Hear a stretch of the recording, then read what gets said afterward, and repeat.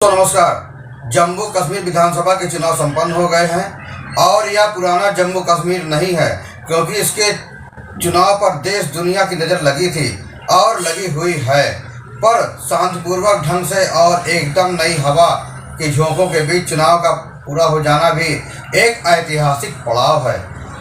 अब सरकार के गठन वाला दौर भी कुछ नई दिलचस्पियां लेकर आएगा और भाजपा तथा देश की राजनीति पर असर डालेगा, इसलिए उस पर भी देश और दुनिया की नज़र होगी।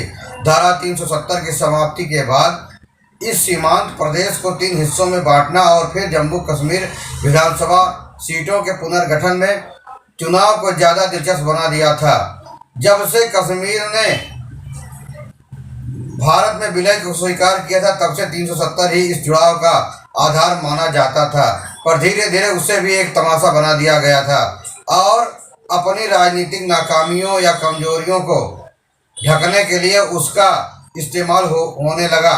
राष्ट्रीय स्वयंसेवक संघ और जनसंघ भारतीय जनता पार्टी का एक समांतर विचार विमर्श लगातार चलता रहा और उससे देश भर में यह अपनी राजनीति को आगे बढ़ाती गई। लेकिन खुद कश्मीर में भी श्यामा प्रसाद मुखर्जी की शहादत को लेकर काफ़ी कुछ हुआ था।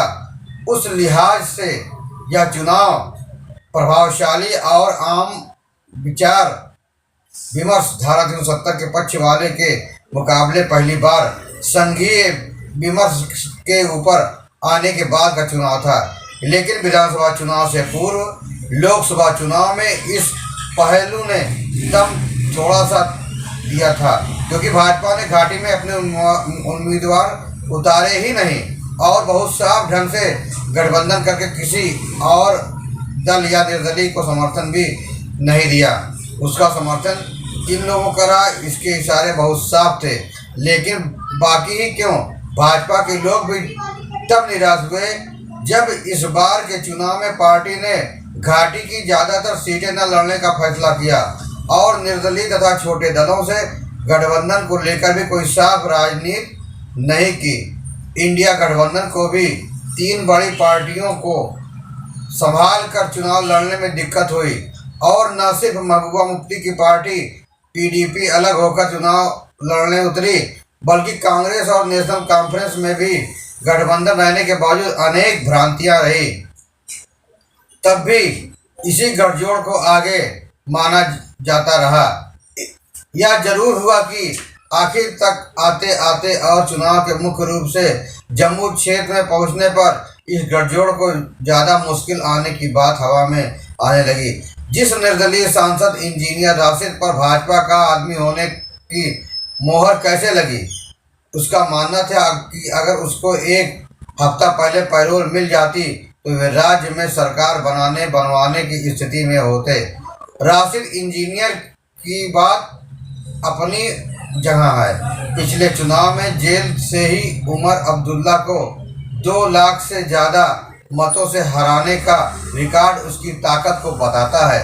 लेकिन बीच चुनाव में उसको पैरोल मिलने से उसको और अनेक निर्दलीयों छोटे दलों को भाजपा का एजेंट कहे जाने का स्वर चुनाव के दौरान प्रबल हुआ और उसके लिए इस छापे को छुड़ाना ही बहुत मेहनत का काम रहा। जम्मू इलाके में भाजपा काफ़ी मजबूत रही और पुनर्गठन के क्रम में जम्मू क्षेत्र की सीटें घाटी से ज़्यादा हो गईं। जब तक चुनाव मुख्य रूप से घाटी में था और इंजीनियर राशिद की रिहाई और जमाते इस्लामी वाले उम्मीदवारों के आने का क्रम चला, तब तक यह स्वर कुछ मंद रहा, पर चुनाव का अंत आते आते यह प्रबल हुआ।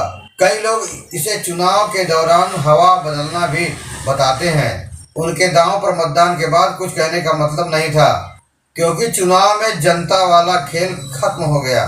अब जनप्रतिनिधियों, सत्ता के सूत्रधार, राजनेताओं और कई बार अघोषित रूप से होने वाले थैलीशाहों का खेल शुरू होगा। और कश्मीर का मामला हो तो इसमें बाहरी शक्तियां भी छोटी बड़ी भूमिका निभाने पहुंच ही जाती हैं। भले ही उसकी ज़्यादा चले या ना चले, लेकिन भाजपा की तरफ से और मीडिया के एक वर्ग द्वारा इस चुनाव में बहुत कुछ अपूर्व और रिकॉर्ड कहा गया।